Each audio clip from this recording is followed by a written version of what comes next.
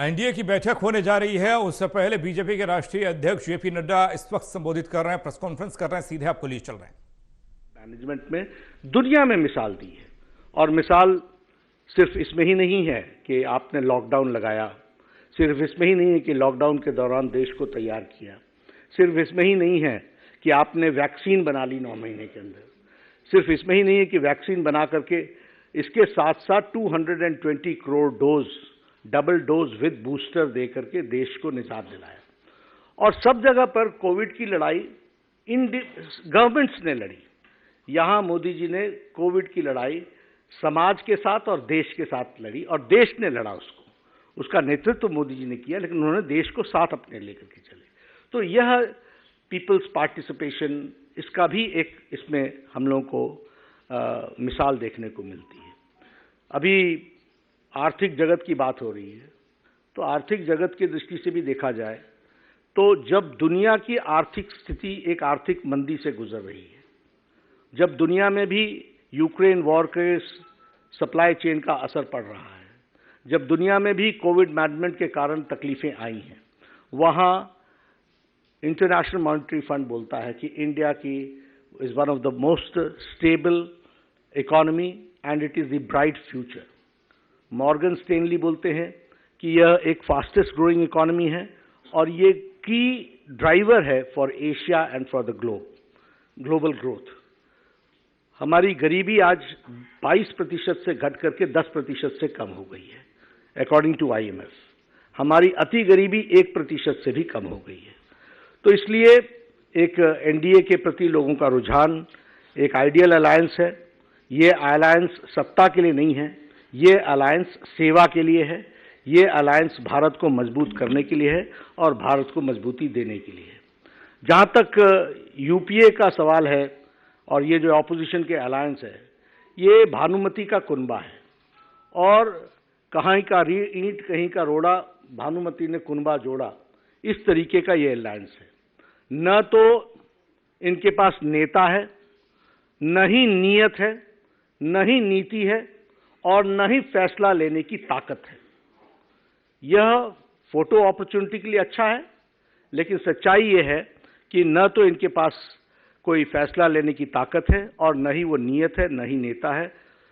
स्वार्थ की राजनीति पर आधारित ये एकता की जो बुनियाद है वो बड़ी खोखली है, और इसीलिए यह कोई डिलीवर करने के लिए नहीं है। यह 10 साल के यूपीए के सरकार के भ्रष्टाचार और घोटालों का टोला है। 10 years of non governance, corrupt government, corruption, उसका ये टोला है। और 20 लाख करोड़ रुपए के घोटाले को से बचने का और उस पर एक्शन न हो, उसके लिए यह एक जुड़ाव है, एक टोले का जुड़ाव है। इसको हमको स्पष्ट रूप में समझ लेना चाहिए, ये हमको ध्यान में रखना चाहिए। देश ने तय कर लिया है कि 2024 में प्रधानमंत्री मोदी जी के नेतृत्व में इस संकल्प के साथ कि हमारी एकता जो देश के हित के ऊपर आधारित है, अटूट है, अटल है, और हम फिर एक बार 2024 में एनडीए रिजॉल्व करेगा कि हम मोदी जी के नेतृत्व में देश फिर से एक बार एनडीए की सरकार बनाएगा। तो ये कल हमारी एनडीए की मीटिंग के एक तरीके का विचार है, उसको हम लोग आगे बढ़ाने वाले हैं। मैं अपनी बात यहीं समाप्त करता हूँ। मित्रों, बहुत सारे लोग देख रहा हूँ, मैं सवाल पूछना चाहते हैं। हम कोशिश करेंगे कुछ सवालों को ले पाने की। विकास भदौरिया।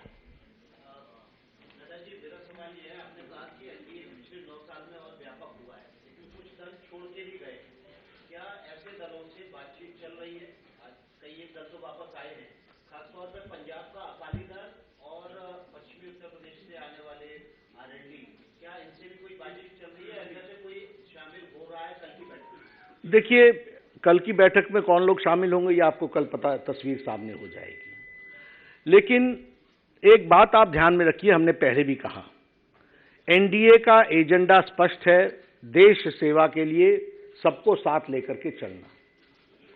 हमने किसी को कभी भी किसी मोड़ पर नहीं छोड़ा है। हमें छोड़ के जाने वालों के बावजूद भी हमारी बातचीत, हमारा व्यवहार, हमारा आचरण हमेशा दोस्ताना रहा है, क्योंकि हमारा ब्रॉडर पिक्चर है सबका साथ, सबका विकास, सबका विश्वास, सबका प्रयास, for that larger cause. Now they have to decide for that larger cause वो कब आना चाहते हैं। समय समय पर रीथिंकिंग शुरू होती है। ये हमारे हाथ में नहीं है, ये उनके हाथ में है। फिलहाल नहीं, हम कभी न्योता देते नहीं है। हम एजेंडा बताते हैं, इसके साथ खड़े होना चाहते हो, होइए। हमने भेजा ही नहीं तो हम न्योता क्या दें? तो इसलिए हम बहुत स्पष्ट हैं, हमारे अच्छे वातावरण है, अच्छा उनके साथ बर्ताव है, और जिस दिन वो आएंगे उस दिन हम आपको सूचित कर देंगे। उसके पहले तो हम आपको भी सूचित नहीं कर सकते। रविंदर जी,